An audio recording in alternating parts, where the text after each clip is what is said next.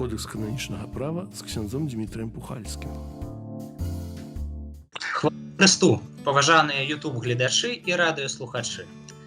Сёння панядзелак 27 красавіка, але вы гэта будете глядзець у аўторак 28 або нават пазней. І гэта чарговы выпуск праграмы Кодекс кананічнага права з ксяндзом Дмітрыем Пухальскім на радыё Марыя. З намі, так сказать, на прамой сувязі ксёндз-канонік Дмітрый Пухальскі, канцлер курыі Мінск-Магілёўскай архідыяцэзіі, ужо ў летнім адзенні, як я заўважыў. Христос воскрос і хвала Христу, ксёндз Дмітрый. Сапраўды воскрос, хвала навекі, шчыра ўсіх вітаю, радыё слухачоў, YouTube-гледачоў, чарговы раз пакуль сустракаемся так дыстанцыйна, у онлайн-рэжыме, але спадзяюся, гэта хутка закончыцца, нам усім бы хацелася. Але тым не менш будзем разважаць над правам. Ну, канешне, бо жыццё ідзе ўсё адно. А у нас тут ёсць такія два кароткія пытанні, з якіх, можа быць, мы пачнем. Дасылалі зацікаўленыя кананічным правам асобы. Першае пытанне вельмі простае, што існуе прадпісанне прымаць святую камунію або святое прычасце, тут ужо тэрміналогія, якая больш каму падабаецца, хаця бы раз на год, у час велікоднага перыяду. І людзі звяртаюць увагу на тое, што ў Беларусі вельмі часта у велікодны перыяд дадаюць, скажем так, і вялікі пост таксама, пачынаючы ад папяльцовай серады. Але наколькі гэта тэхнічна правільна і ўвогуле, як яно павінна быць, таму што, напрыклад, я заўсёды думаў, што велікодны перыяд гэта ад Вялікадня да Пяцідзясятніцы. Гэта першае пытанне. А другое пытанне, ці, скажем так, не будуць нашыя вернікі парушаць гэту касцёльную пастанову, бо відавочна, што з прычын эпідэміялагічных далёка не ўсе гэта будуць рабіць, прымаць святую камунію ў гэты час. Вось. І задаем вам гэтыя два пытанні, ксёндз Дмітрый. Сапраўды, эти два пытання так пераклікаюцца. Варта зазірнуць таксама ў Кодекс кананічнага права, які гаворыць аб тым, што кожны 920 канон, наколькі я памятаю, які гаворыць аб тым, што кожны вернік пасля таго, як першы раз у жыцці прыняў святую камунію, павінен гэта рабіць па меншай меры раз у год. І другі параграф гаворыць там так: добра, каб гэта быў, гэта варта рабіць у часе велікодным, але па нейкіх слушных прычынах можа быць гэты абавязак выкананы ў іншы час. Так гаворыць Кодекс кананічнага права. Што касцёльная запаведь таксама гаворыць падобнае, то есть спавядацца раз у год, прымаць святую камунію ў велікодным перыядзе. Вось гэтыя пастановы касцёльнага права не пераклікаюцца, але бачым, што Кодекс кананічнага права гаворыць больш так, скажем так, праўнай мовай. А слухайце, касцёльныя запаведзі недзе юрыдычна таксама прапісаны? Конечно. Я думаў, гэта проста нейкія вытрымкі з кананічнага права ў такой спрошчанай форме. З каталіцкага касцёла там таксама ёсць. І тая і іншыя дакументы маюць ранг агульнакасцёльных законаў, скажем так. Таму яны натуральна ж дзесьці пераклікаюцца. Дык вось, мы бачым, што права гаворыць аб тым, што прыняць па меншай меры раз у год, то есть першае, на што варта звярнуць увагу, па меншай меры. Все-таки нормальная ситуация для кожнага католіка, каму права не забараняе, канешне, прымаць святую камунію як мага часцей. Добра было б на кожнай святой мшы, у якой удзельнічае, але ведаем, што тут жыцці бываюць вельмі розныя. Але ўжо па меншай меры раз у год, то есть раз у год такой уже такі мінімум. Калі ўжо чалавек раз у год камунію не прымець, не паспавядаецца, то пытанне, які ён хрысціянін, што з ягонай верай рабіць. Я паўтараюся, не беру пад увагу тыя сітуацыі, калі людзі не могуць з прычын праўных, альбо кажуць, як права кажуць, маюць перашкоду маральную або фізічную, то ўжо іншая справа. У нармальнай сітуацыі па меншай меры раз у год прымаць святую камунію. І натуральна, што гэта робіцца, як права, заахвочвае ў перыядзе велікодным. І так строга беручы, перыяд велікодны трывае ад нядзелі з мёртвых паўстання Пана да ўрачыстасці спаслання Святога Духа, якая сёлета цэлебруецца 31 мая. І натуральна, з другого боку, наша традыцыі народныя, ўсё ж такі гаворыцца тым, што людзі спавядаюцца перад святам Пасхі. Да? Таму у Вялікім посце праводзяцца рэкалекцыі, праводзяцца спецыяльнае духоўнае практыкаванне, праводзяцца дні споведзі ў некаторых парафіях. Сёлета было б рэкалекцыі не праводзілі з такой сітуацыі, якая была. Вось. Але тым не менш для чаго. І святары клапоцяцца аб тым, што кожны вернік перад святам Пасхі, то есть фактычна ў часе Вялікага посту паспавядаўся, да, каб на Пасху, на саму урачыстасць прыняць святую камунію. Ага. Такі. Все-таки нават калі удзельнічаем у святой мшы пасхальнай вігіліі ці у рэзуррэкцыйнай святой мшы ў нядзелю раніцай, каб на гэтай святой мшы святую камунію прыняць. Ці ёсць загад спавядацца мінімум раз на год у кананічным праве? У кананічным праве няма, ёсць у катэхезе, это касцёльная запаведь. Менш спавядацца. Вось таму ну і сёлета зноў-такі вяртаючыся да 920 канон другого параграфу, да, мэта згодна гэта рабіць, альбо выпадае гэта рабіць у часе велікодным, але для па справядлівай прычыне можа это зрабіць у іншы час. Да, то есть бачым, што сёлета, напэўна, калі хтосьці не прыме святую камунію рэальна, не кажу пра духоўную святую камунію, калі хтосьці не прыме у перыядзе велікодным за той сітуацыяй, якая ёсць, конечно, эта сітуацыя справядлівая. Да? То есть можна прыняць это ў іншы час, можа хтосьці ўжо прымаў раней, можа хтосьці яшчэ прыме там летам, восенню, як пан Бог дасць. Тут, напэўна, гэта не будзе такім грахом цяжкім, бо ўсе мы разумеем, якая сітуацыя ёсць, тым больш ёсць дыспенсія біскупаў ад удзелу ў нядзельных святых імшах. Поэтому я спадзяюся, што на гэтае пытанне мы адказалі, вось, ну, але добра, што яно з'яўляецца. Ну так, выходзіць лагічна якая логіка, што спавядаюцца падчас Вялікага посту, каб выканаць якраз 920 канон, пачынаючы ад вігіліі фактычна. Так, ну, конечно, не спавядаюцца, не думаюць аб тым, каб выканаць 920 канон. Хутчэй за ўсё. Вось, ну, але тым не менш, да, у людзей ёсць такое паспавядацца, бо час Вялікага посту ўсё ж такі нават з душпастарскіх меркаванняў гэта час добры да споведзі, бо час пакаяння, час навяртання, да, паўтаруся, і папяльцовая серада пачынае. Вось, гэта сапраўды добра было, калі чалавек паспавядаўся ў Вялікім посце, датрываў да велікоднага перыяда без цяжкага граху, каб мог святую камунію прыняць. Ну, таксама бывае па-рознаму. Але чыста тэхнічна Вялікі пост не ўваходзіць у час велікоднага перыяду. Это розны літургічны перыяд, конечно. Вось. Вось, это розны літургічны перыяд. Гэта даволі важна. Мы адказалі на пытанне. Ну, спадзяюся, людзі, так сказаць, якія задавалі гэта пытанне, нас паглядзяць, і іншым будзе цікава. А мы, быць можа, вернемся да пробашчаў. Так, мы вернемся да пробашчаў. Вось мінулым разам мы закончылі нашу гаворку аб тым, што пробашч, ну, павінен мець душпастарскую апеку толькі над адной парафіяй. Вось, ну, бывае вельмі па-рознаму. Вось, за недахопу святароў пры іншых абставінах апека над некалькімі суседнімі парафіямі можа быць даручана аднаму пробашчу. Мы ведаем, такія сітуацыі ёсць. Вось тут, напэўна, трэба раздзяліць некаторыя рэальныя сітуацыі, якія існуюць таксама ў Беларусі. Да? Ёсць якая сітуацыя? Можа быць некалькі парафій, якімі апякуецца адзін пробашч. Напрыклад, некалькі, ну, блізкіх вёсак адна ад другой, там вось некалькі такіх вось. Але ў кожнай з гэтых вёсак ёсць свой нейкае месца культа, касцёл, каплічка невялічкая. Вось, ёсць зарэгістравана парафія і кананічна, і юрыдычна па законах Рэспублікі Беларусь. Вось, ёсць проста адзін святар, якімі апякуецца. Це адна сітуацыя. Іншая сітуацыя можа быць, калі ёсць адна парафія, якой ёсць, скажем так, ну, некалькі, ну, кажучы, такіх даездовак, да, дзе святар даязджаюць па вялікіх святах людзей паспавядаць, часцей за ўсё старэйшых, якія самі не могуць прыйсці і гэтак далей. Там фармальна, ні кананічна, ні юрыдычна парафія не заснавана, проста святары у нейкую там хату часцей за ўсё збіраюцца, у людзей, можа, у нейкім клубе, там, ці школе, там, ці бібліятэцы, дзе што ёсць, ось, там проста моляцца. Гэта тое, што мы нас мінулым разам, даруйце, згадвалі, і на расійскім прыкладзе у іх там гэта называецца пастырскі пункт. Пастырскі пункт. А парафія не зарэгістравана там, вось, ну, але понятно, што часта рэчаіснасць наша такая, што ў далёкіх нейкіх вёсачках жывуць людзі старэйшыя, да, якія самі не могуць прыехаць, можа, трохі здаравейшыя, аўтобусы не ходзяць, напрыклад. Вось, ну, людзям сапраўды нават бывае цяжка 5-7 кіламетраў пераадолець без транспарту немагчыма бывае. А вы казалі, што гэта на практыцы замацоўваецца таксама дэкрэтам біскупа, даручае душпастырскую апеку таксама і над населенымі пунктамі такімі. Але той выпадку, калі ты населеныя пункты не ўваходзяць у парафію. Ну так, мы кажам пра сітуацыю, калі гэта не ўваходзіць у межы парафіі. А я зараз скажу пра іншую сітуацыю, калі не ўваходзіць у парафію. Да?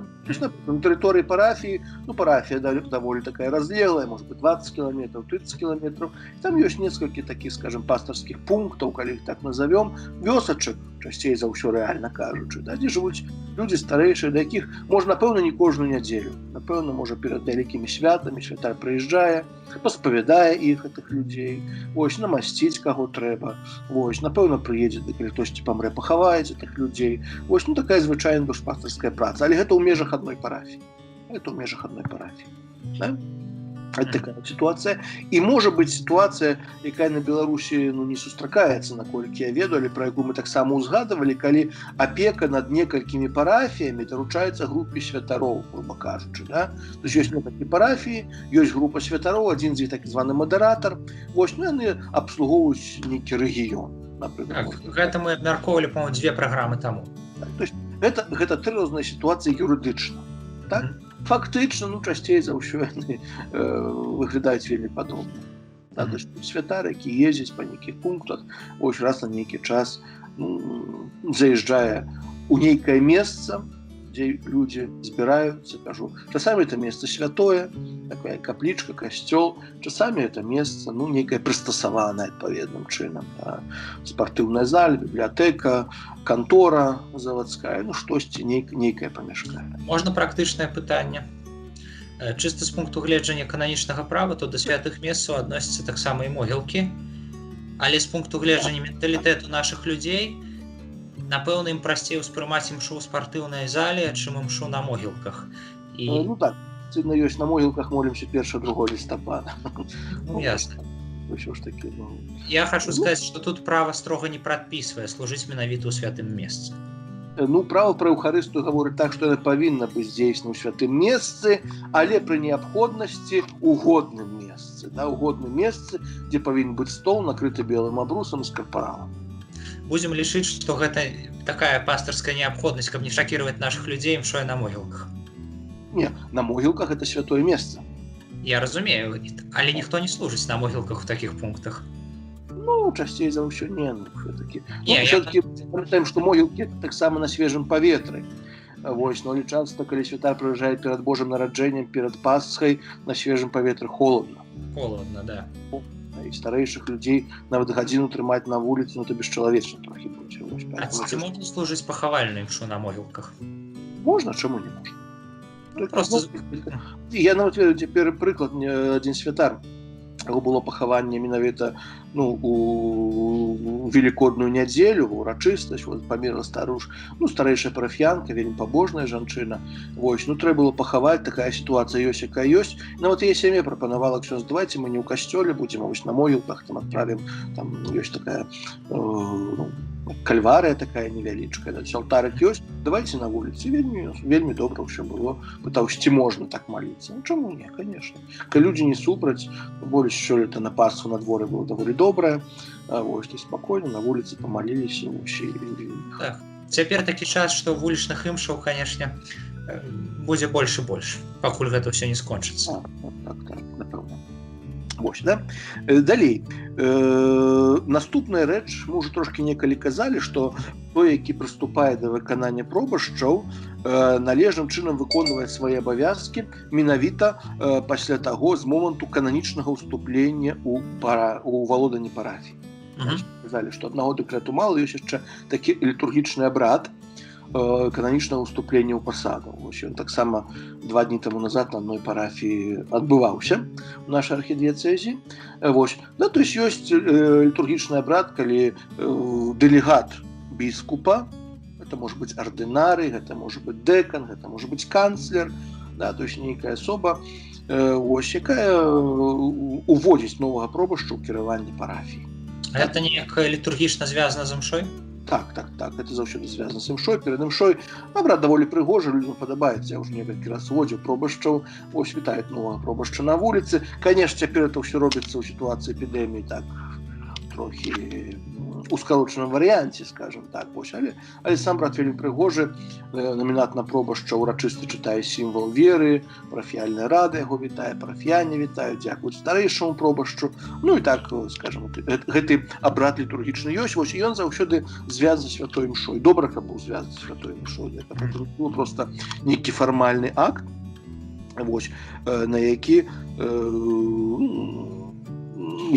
неабходна здесь. Прыйшлі, грубо кажучы, падпісалі паперы і пашлі. Да? То ўсё-такі змена пробашча ў парафіі таксама выдарэнне для парафіі, бо мы казалі, сама пасада пробашча адрозніваецца сталасцю. Да? І калі пробашча мяняюць там, па 15-20 гадах на парафіі, да? Ну, за розных прычын, вось, ну, ўсё ж такі, напэўна, для парафіі это выдарэнне. Таму таксама права прадпісвае такі спецыяльны літургічны абрад для ўстанаўлення новага пробашча. Далей, патрошкі пераходзім да абавязкаў пробашча ў парафіі. Права гаворыць так, што пробашч павінен клапаціцца аб тым, каб Божае Слова цалкам абвяшчалася тым, хто пражывае ў парафіі.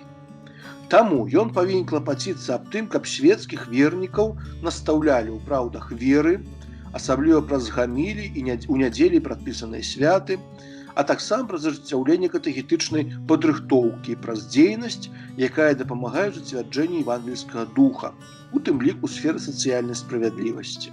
Асаблівую апеку ён павінен праяўляць у каталіцкім выхаванні дзяцей і моладзі, павінен паўсюдна, у тым ліку супрацоўніцтве з вернікамі, імкнуцца да таго, каб евангельская вестка дайшла таксама да тых, хто адышоў ад рэлігійнага жыцця або не вызнае сапраўднай веры. Вельмі вельмі. Тут, кажу, трэба і унутранай евангелізацыяй займацца, і знешняй, і што цікава яшчэ, ці правільна я разумею, што гамілія не абавязковая ў будны дзень, які не з'яўляецца ўрачыстасцю ці святам? Так, значит, абавязкова гамілія павінна, права гаворыць так, што абавязкова гамілія павінна прамаўляцца ў нядзелі, прадпісаныя святы, калі імша святая цэлебруецца з народам. Да, у нядзелі прадпісаныя святы 12 абавязковых урачыстасцяў на працягу года. Вось тады на святой імшы павінна быць гамілія. Так, у іншыя дні яна не абавязкова, але заахвочваецца. Ясна. Так? У нас мясцовае права, арцыбіскуп выдаў такое, што на вячэрніх святых, бо на ранішніх, ну, понятно, што там по абставінах, вось, але вельмі пажадана, каб на вячэрніх святых імшах гамілія была хаця бы каротенькая. Нават 2-3 хвіліны, вось.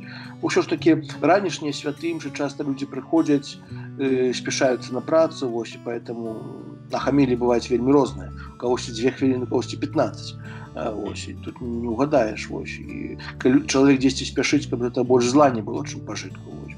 Калі глядзіць на гадзіннік, яго трэба дзесьці ляцець на працу, а тут свята расказвае добрыя рэчы, вось, ну, але не абавязкова, зноў жа, наколькі я разумею, вечарам. Не абавязкова, заахвочваецца. Ясна. Асабліва заахвочваецца ў часе вялікага посту і адвенту. Ну, это зноў-такі заахвочваецца. То есть абавязку, па меншай меры, біскупы дэцызіяльнай Беларусі абавязковага, скажем так, загаду наконт гамілі не далі. Могуць разгадзіцца, але наколькі ведаю няма. Вось. І вось гэты все функцыі пробашча. На практыцы гэта ўсё вельмі троху абстрактна гучыць. Вось як, напрыклад, ажыццяўляць граматна місіянерства? Так. Ну, это, скажем, па-першае, далёка не ўсе функцыі пробашча. Такія тут першы каноны, пра які мы сказалі, да? Але ён сапраўды даволі шырокі. Да? То есть мы бачым, пробашча абавязак выконваць заданне евангелізацыі па сутнасці. Да? Якім чынам мы павінны рабіць? Так, першае, праз гаміліі, тое, што ён сам робіць. Катэхетычнае навучанне далей у парафіі, канешне, павінен паклапаціцца, каб па меры магчымасці дайсці да кожнага чалавека. Далі пытанне, як гэта зрабіць. Вось тут ужо для выканання гэтага канону ўжо ёсць цэлыя катэхетычныя секцыі пры кожнай курыі, вось якія занимаюцца распрацоўкай катэхізацыі для розных узростаў, для розных сацыяльных групаў, для студэнтаў, школьнікаў, для ўсіх класаў і гэтак далей. То есть гэта праца можа не столькі для аднаго пробашча кожнай канкрэтнай парафіі, каб кожны не выдумляў сваё нешта, да? А гэта катэхетычная падрыхтоўка звычайна адбываецца ў межах адной дыяцэзіі або нават канферэнцыі біскупаў. Ну, але тут, у прынцыпе, гэта для тых, хто ўжо ў касцёле. Тут все проста. А як ісці да тых, хто не ў касцёле? Вось гэта цяжка. Гэта сапраўды цяжка, вось таму. Ну, па меры магчымасці, да, канешне, на сілу нікаго навяртаць не будзеш. Да, то есть на сілу не будзеш, вось, ну, але нейкія акцыі, якія ладзяцца, можа, у касцёлах часамі называем фэст, альбо нейкія іншыя акцыі, там, канцэрты, евангелізацыйныя і так далей. То есть чалавек, можа, каб не адразу на святую імшу чалавека гнаць, вось, ну, але патрошкі, вось, нейкім чынам, каб, то есть пры аказе розных сустрэчаў, калі святара запрашаюць дзесьці, не ведаю, там, 1 верасня ў школу часамі запрашаюць, да? Понятно, можна павіншаваць, так скажем, стандартнымі фразамі, нужно ўсё ж такі невялічкую тахэзу сказаць. Нават ніхто гэта не зразумее, вось, але гэта будзе, да?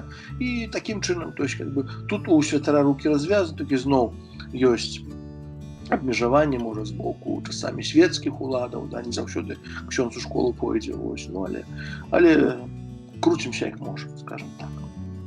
Вось, выкананне гэта абавязку. Да? Канешне, тут вельмі важнай з'яўляецца такая асабістая пастава пробашча.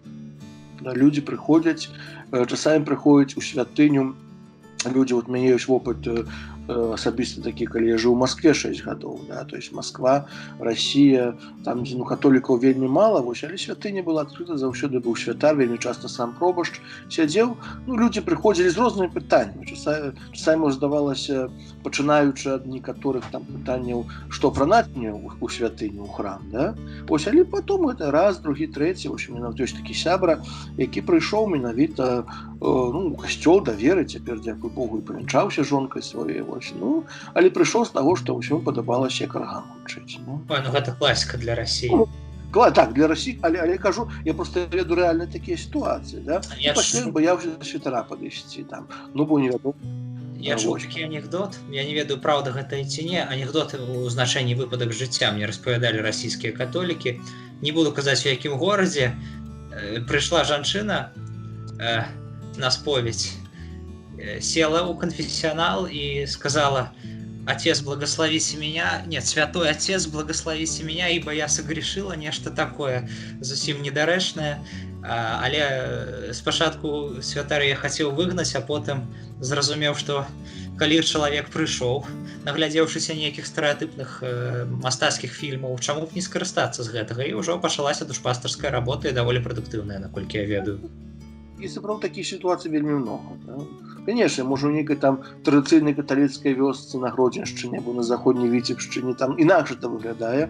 Так. У вялікіх гарадах так інакш гэта выглядае. Вось, таму, напэўна, пробашч павінен да кожнай сітуацыі нейкім чынам дастасавацца. Ну гэта звышзадача фактычна пробашча. Ён фактычна займаецца ўсім. Ну, да. Зараз будзем казаць. Так, Далей. Пробашч павінен клапаціцца аб тым, каб найсвяцейшая Еўхарыстыя была цэнтрам жыцця парафіяльнай супольнасці. Так, гэта таксама вельмі важна. Так, на парафіях могуць адбывацца розныя акцыі. Цяпер, напрыклад, зноў-такі выкарыстаючы свой вопыт на жыцця ў розных краінах, вось таксама ў Італіі было, вось, паўночнай Італіі, вось там вельмі часта, ну, святыні адкрываліся для ўсяго. Пры кожнай, ну, скажу, пры большасці святынь абавязкова павінна быць футбольнае поле, так, павінен быць нейкі там, скажем так, месца для таго, каб можа сабе грыль зрабіць, там пажарыць, чи там размаўляць, там касцёр зрабіць, штосьці пагуляць, да? То есть такія акцыі таксама дзейнічалі. Да? Але што вельмі важна? Вельмі важна, каб пробашч клапаціўся аб тым, каб ўсё ж такі Еўхарыстыя была цэнтрам жыцця. Каб ўсё ж такі парафія не пераўтваралася ў такі дом культуры, да, дзе можна пайсці, ну, можна пагуляць, можна штосьці з'есці, кавы папіць, там можна з кімсьці паразмаўляць невядома аб чым, анекдоты парасказваць, там на розную тэму гэтак далей. Да? Все-таки пробаш павінен клапаціцца, каб эўхарыстыя была цэнтрам жыцця парафіяна. Але зрабіць зону барбекю не забараняецца таксама. Не забараняецца. А я вось хацеў сказаць наконт Еўхарыстыі. Тут цікавыя рэчы адбываюцца. Некалькі дзён таму чытаў, што ў Швейцарыі сталі класці цела Хрыста ў нейкія... Я таксама дачытаў. Гэта прафанацыя ці не? Ну, можа, раз такое слово я б не ўжываў. Вось, бо ўсё ж такі прафанацыя павінна быць з інтэнцыяй заўсёды здзейснена. Да? Толькі пытанне, хто будзе разнасіць людзям эту святую камунію, каму яна будзе разнасіцца. Да? То есть тут, напэўна, гэта... Ну, самі этой, скажем так, коробачкі выглядалі, як мне здаецца, не зусім годным чынам. Все-таки эўхарысты носім, да, ёсць спецыяльныя начынні для эўхарысты. Так, яны, можа, дорага каштуюць, это не папяровая коробачка, вось, но але ўсё ж таки трэба мець свядома, што мы не цукеркі разносім па хатах. Ну, ясна, справа. Хоць я хацеў сказаць пра прамое парушэнне права было, ці тут можна выкруціць па-рознаму? Ну, ведаеце, такого, скажем так, да парушэння, можа, і не сказаў, так, конкретно штосьці. Ну, зноў-такі, у падпісаннях права адносна эўхарысты заўсёды падкрэсліваецца яе годнасць. Да? Ну, значыць, гэта як мінімум пагранічная сітуацыя. Ну, напэўна, пагранічна. Напэўна, трэба быць вельмі асцярожным. Да, трэба, напэўна, дбаць, каб людзі ў гэты цяжкі час прымалі святую камунію. Вось, але ці такім чынам? Ну так, для тых, хто нас глядзіць, скажу, што я просто не дагаварыў, у Швейцарыі святую камунію сталі класці ў такія коробачкі і нейкім чынам дастаўляць вернікам, што даволі моцна здзівіла многіх у свеце. Ну, гэта хай разбіраюцца біскупы. У Швейцарыі ёсць асобная канферэнцыя, напэўна? Не здаецца. Хай яны разбіраюцца тады там. Вось, а мы пойдзем далей.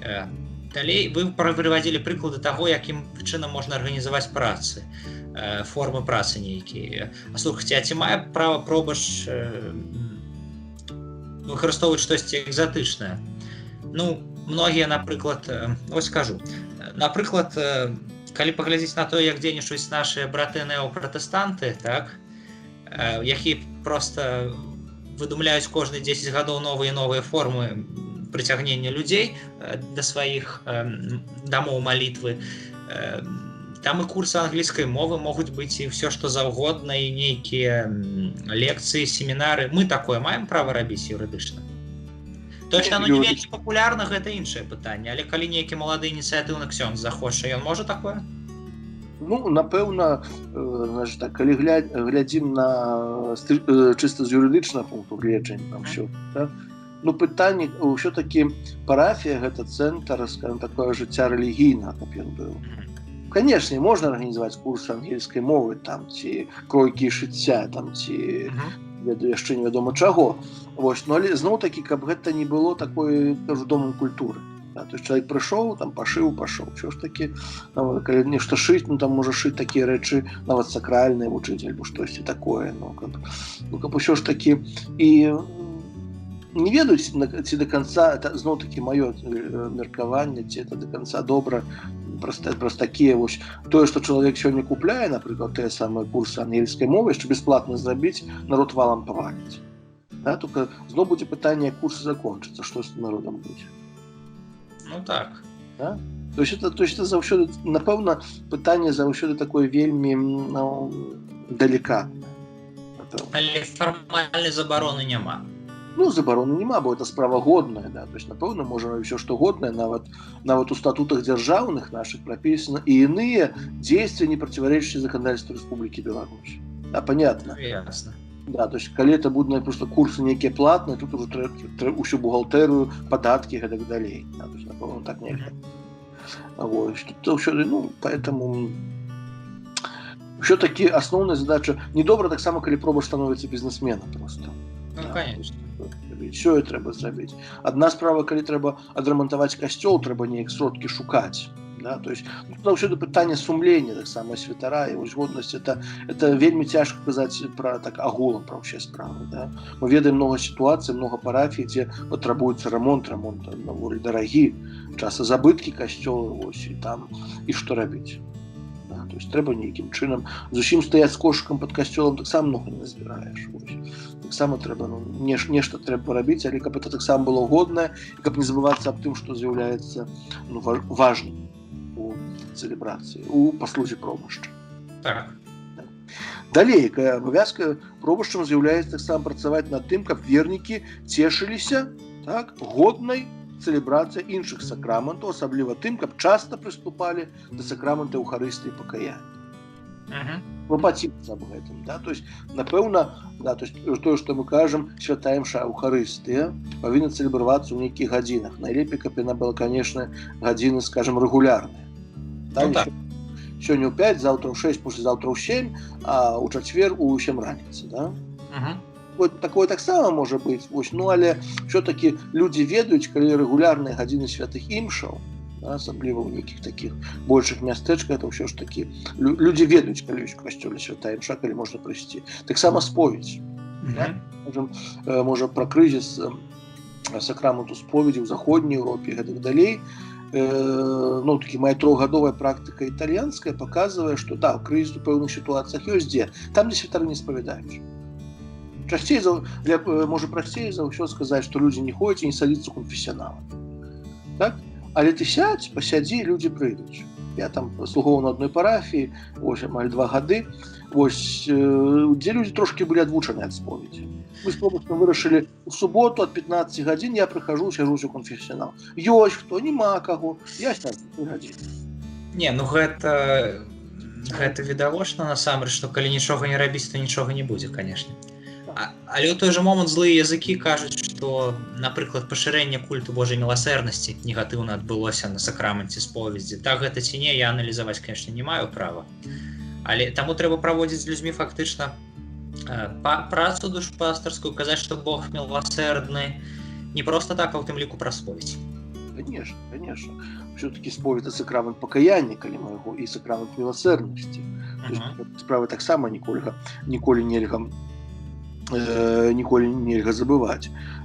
І таксама пробашч павінен клапаціцца аб тым, каб сачыць за тым, каб у літургію не закрадаліся злоўжыванні. О, гэта вельмі важна. Якраз пробашча, не? Так. Якраз такі тут у дапамогу усім пробашчам інструкцыя рэдэмпцыёне сакраментум, наколькі я памятаю, так, 2004 года, якраз на тэму злоўжыванняў на літургіі, якіх трэба пазбягаць. Так, мы ведаем, што таксама ёсць розныя сітуацыі, можа, пра іх не варта казаць, бо многія не ведаюць, якія могуць быць сітуацыі, каб нікога ў спакусу не ўводзіць, але тым не менш, ёсць сітуацыі вельмі розныя, каб не укладаліся злоўжыванні. То есть калі нават рубрыкі касцёльныя, імшальныя гавораць, што трэба рабіць так, а не інакш, не таму, што камусьці штосьці падабаецца. Ёсць канкрэтна, это таксама пэўны элемент паслухмянасці касцёлу, паслухмянасці біскупа. Далей. Наступнае абавязак пробашча. Для таго, каб старанна выконваць свае абавязкі пастара, пробашч павінен імкнуцца пазнаць вернікаў, даручаных яго апецы. Таму ён павінен наведаваць сем'і, удзельнічаць у клопатах вернікаў, асабліва удзельнічаючы ў іх смутках, умацоўваць іх упану, таксама разважліва папраўляць іх, калі яны саграшылі. Это першае такое пазнаць сваіх вернікаў. Вельмі часта рэалізоўваецца на практыцы падчас так званай каляды. Так, я это хацеў сказаць. Сапраўды, каляда гэта вельмі добры спосаб для таго, каб і пробашчу пазнаць сваіх вернікаў, і каб вернікі пазналі пробашча. А у нас у Мінску гэта троху складаней, бо вельмі шмат людзей. І юрыдычна колькасць, я не ведаю, ці лічыце вы, ксёндз Дмітрый, прыкладную колькасць каталікоў на парафіі? Напэўна, не?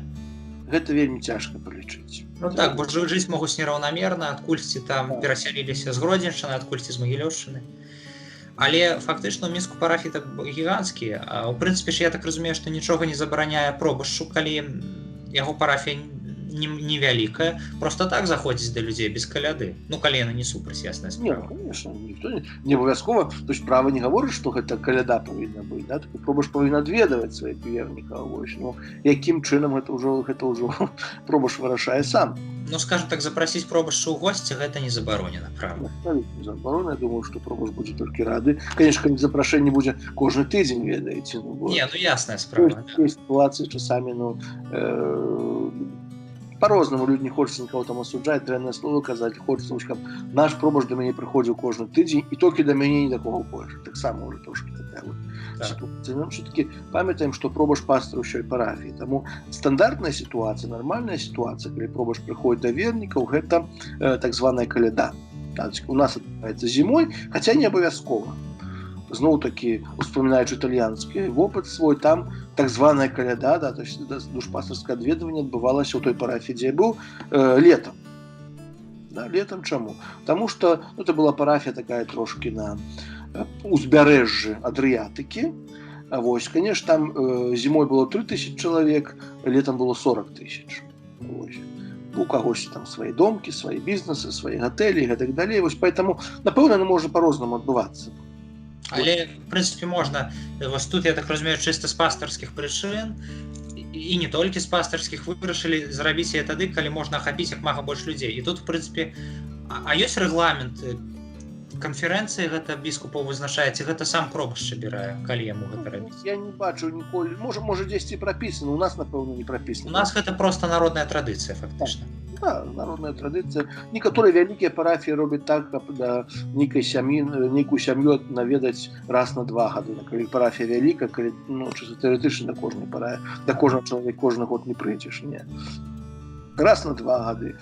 Некаторыя кожны год стараюцца, некаторыя ходзяць там толькі, ну, у такім велікодным перыядзе, напрыклад, да Вялікага посту. Некаторыя ходзяць там ад лістапада да красавіка. Усякае бывае. Ясно. Але задача пробашча тым таксама удзельнічаць у клопатах вернікаў, удзельнічаць у іх жыцці. Да? Папа Францішак некалькі гадоў таму назад ужыў такі тэрмін, каб пробашч адчуваў пах сваіх авечак, фумус такі, не? То есть, как бы, пробашч павінен ведаць, чым жывуць людзі. Павінен ведаць, да? То есть, это сітуацыя. Таксама, далей таксама ён павінен хворых, асабліва тых, якія знаходзяцца пры смерці, падтрымліваць сапраўднай хрысціянскай любоўю, клапатліва умацоўваючы сакраментамі, даручаючы душу Богу. Ну, это зноў-такі вяртаючы да італьянскага прыкладу. Вось, я быў на парафіі, дзе пробашчу было ўжо вельмі много гадоў, там пад 80. Вось, ён быў адзін на гэтай парафіі. Вось. Парафія была вялікая, і ў суботу вечарам мы ішлі ў мясцовы шпіталь. Конечно, яго там все ведалі, мястэчка невялікае. Ён заходзіў у палату да кожных, там паразмаўляў, некалькі слоў літаральна, там вітай Марыя, памаліліся і пашлі далей. Вось для людзей это было вельмі важна, да? То што пробашч з людзьмі знаходзіцца ў кожнай сітуацыі.